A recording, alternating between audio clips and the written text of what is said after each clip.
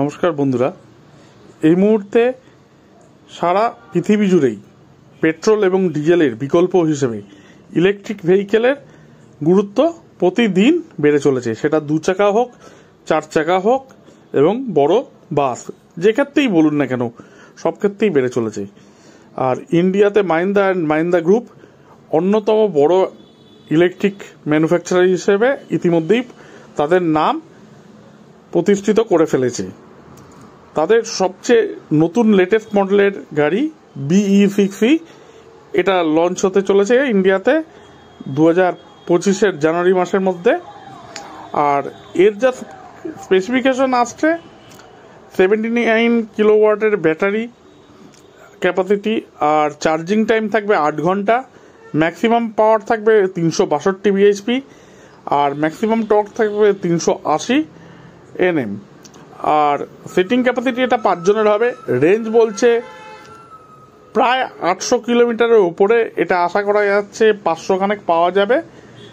আর এই গাড়িটা যেটা সব কিছুই থাকবে এসইউভি টাইপের, এবং এই গাড়িটা লঞ্চ হওয়ার পরে ইন্ডিয়াতে ইলেকট্রিক ভেহিকেলের বাজারটা আমূল বদলে যাবে বলে সাধারণ মানুষ এবং বিশেষজ্ঞরা আশা করছে। তো দেখা যাক, আস্তে আস্তে আরও নতুন ধরনের অনেক গাড়ি আসবে ইন্ডিয়াতে এবং সেগুলোর ব্যাপারে আপনাদের জানাতে থাকবো।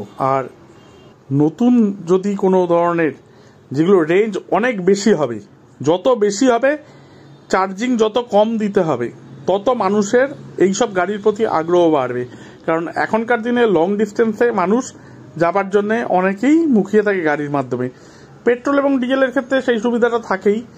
আর ব্যাটারির ক্ষেত্রেও যদি দেখা যায় 800 কিলোমিটার বা পরবর্তীকালে 1000 কিলোমিটার ক্রস করে যাচ্ছে, সেই ক্ষেত্রে তো বলাই যায় যে গাড়ি একটা আলাদা মাত্রা এনে দেবে সবার ক্ষেত্রে।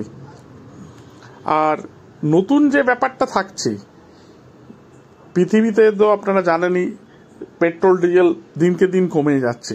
তো সেই ক্ষেত্রে ইলেকট্রিক ভেহিকেল বিকল্প হিসেবে অবশ্যই প্রত্যেকেরই একটা বিবেচনা করা উচিত, কারণ এর দ্বারা পলিউশন খুবই কম হয়।